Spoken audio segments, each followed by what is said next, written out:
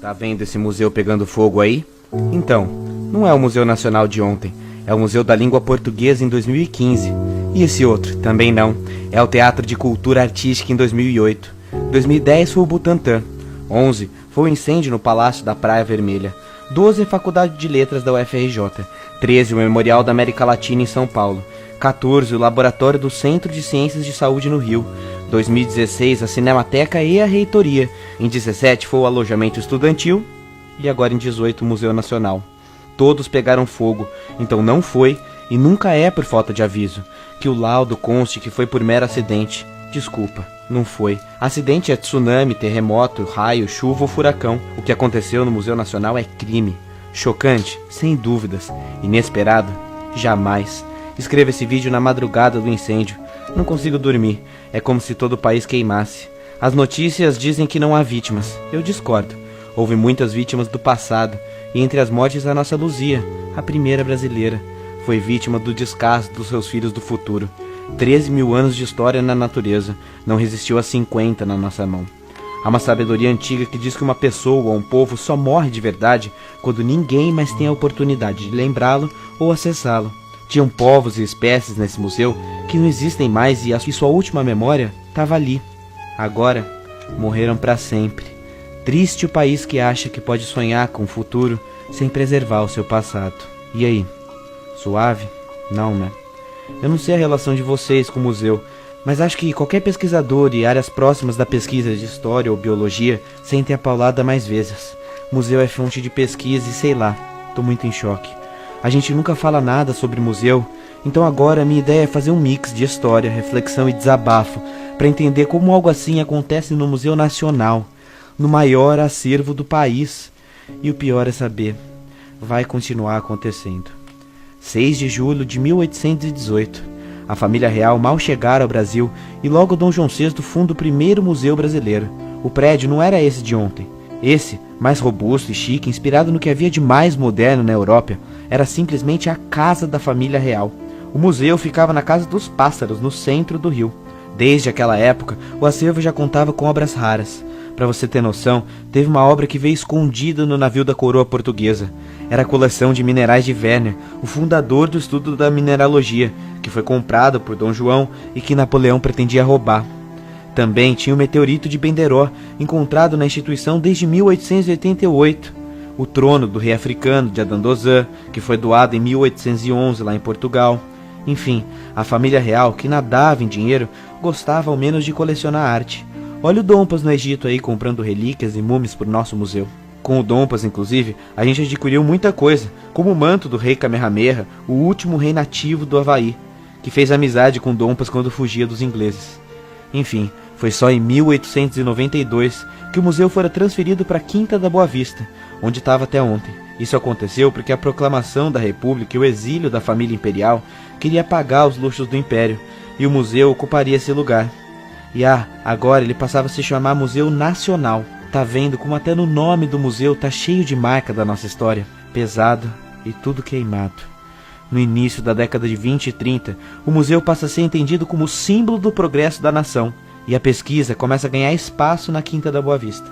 Passamos, por exemplo, a ter laboratórios de química, e isso gerou um grande intercâmbio internacional.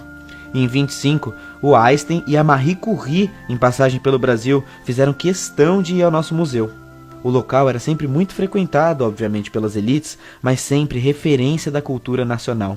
Depois, nasceu a ideia de que o museu era uma instituição voltada para o povo. Entre 37 e 55, durante a administração da antropóloga Heloísa Alberto Torres, segue-se as ideias do governo Vargas, que buscou, de certa forma, investir na ciência nacional. Em 46, o museu passa a ser administrado pela UFRJ. Em 50, o último presidente do Brasil visita o museu. E sim, é isso mesmo que você ouviu. O último presidente a visitar o museu foi JK. E na ocasião, inclusive, ele parecia profetizar o futuro sombrio que vinha pela frente.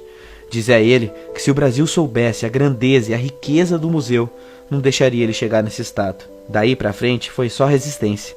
Entre as indas e vindas o museu continua, e hoje rolava até força de vaquinha online.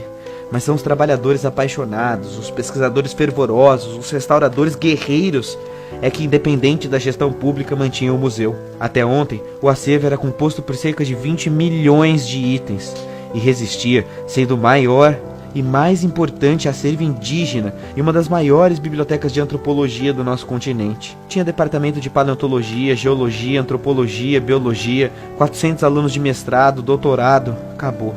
Tudo. E não é derrotismo, não. Objeto de pesquisa queimado não tem backup, não tem saída, não tem dinheiro que pague milhares de anos de uma múmia egípcia. Muitos talvez não entendam a dimensão do que é perder um museu e podem imaginar que isso é só velharia.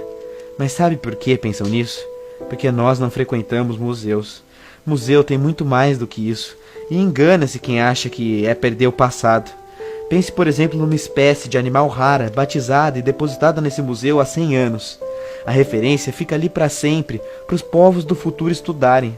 O museu, então, é o mais próximo do que podemos ter de uma viagem no tempo, para o passado e para o futuro. Imagina a própria Luzia.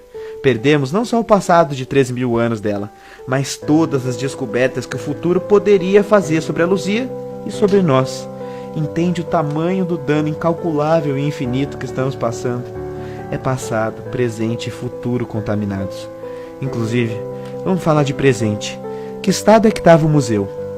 De competência do governo federal, o Museu Nacional, como até o Louvre, é público, e guardar patrimônio é estratégia nacional. Aliás, isso não é nem luxo, é lei. A Lei 11.904, que versa sobre o Estatuto dos Museus, onde a palavra preservação aparece 8 vezes. Na prática, porém, isso é bem longe da realidade. Sobre as verbas, a instituição vinha sofrendo cortes orçamentários há pelo menos 3 anos. Desde 2014, a verba de 520 mil anuais não chegava completa nunca. Sim, 520 mil, não 5 milhões ou 520 milhões. A verba anual para manter todo esse patrimônio era de 500 mil. Como comparação, olha o custo do ministro do STF por mês. Não é de embrulhar o estômago e se revoltar? No apartamento do Gedel, o político dos 51 milhões dava para manter o Museu Nacional por quase 100 anos. Depois, entra a burocracia. A documentação exigida é importante. Um prédio tombado cataloga itens raros e por isso demora. Porém, essa demora estava levando meses ou às vezes até anos para sair, e o feitiço vira contra o feiticeiro. As normas nacionais de combate ao incêndio em museu são dos anos 70 e 80, e sem contar a possível corrupção gerada pelas empresas de vistoria. Mas eu nem vou falar disso hoje. Bem, às vésperas da festa de 200 anos do museu, 10 das 30 salas estavam fechadas, e menos de 1% estava exposto. Até a Luzia estava na gaveta.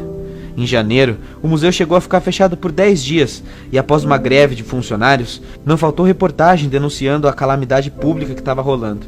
Ontem, inclusive, teve marcha pela ciência e pela preservação do museu lá na frente. Mas não deu tempo e ninguém quis ver. Aparentemente precisa pegar fogo literalmente pra gente acordar pro que tá acontecendo e dar valor.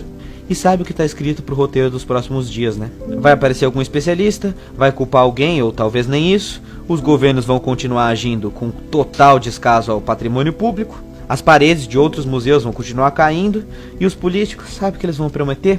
Reconstrução. Oportunidade de licitação desviada.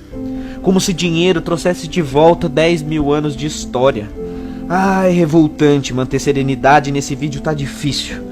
Enfim, nada mais simbólico para o momento que vive a ciência no país do que a primeira instituição científica pegando fogo. É a falência total do Brasil, mas não só a falência econômica, é a falência cultural, ética, porque ok, é bem verdade que a grande culpa é do poder público, mas me fala uma coisa, e você? E eu? Qual foi a nossa última vez no museu? O Museu Nacional, por exemplo, custava 8 golpinhos para entrar e tá cheio de museu gratuito por aí. Qual foi a última vez que lhe passou na cabeça conhecer a história ao invés de sair para qualquer outro rolê? Museu é visto como luxo, exótico, e não é para ser. Frequentar museu é encarnar a história viva, é ir além do livro, é ver e visitar a nossa história material, nossa cultura material. Se ao menos uma lição pudermos aprender com a morte do Museu Nacional, é que a gente deve frequentar museus. Porque o museu queimando não é apenas um museu queimando, é a história de um país, de uma humanidade queimando. E isso está sendo sintoma do mundo que vivemos. Não é à toa que tiranos destroem museus quando invadem países. O imperador romano Júlio César fez isso lá atrás na biblioteca de Alexandria. Hitler fez isso quando invadiu Paris. O ISIS faz isso até os dias de hoje quando destrói monumentos em suas ações. Matar um museu é o jeito mais rápido de aniquilar um povo, pelo menos simbolicamente. Um povo sem passado não consegue reconstruir seu futuro. Sem ciência, sem educação, sem acesso ao conhecimento, simplesmente não dá. Museus são o pilar, o símbolo de tudo isso. E como coloca maravilhosamente bem o texto do Felipe Figueiredo, do Nerdologia e Xadrez Verbal, é no museu onde se encontram muitas perguntas e se buscam muitas respostas. Quem somos? De onde viemos? Qual a nossa origem? Tá tudo ali. Será que vamos finalmente entender que a história não é doutrinação, coisa de vagabundo ou qualquer coisa que o valha? Será que vamos perceber que cortar a verba da cultura significa isso na prática? Termino meu vídeo muito triste, citando a placa da Cápsula do Tempo de 1972, afixada no jardim do museu.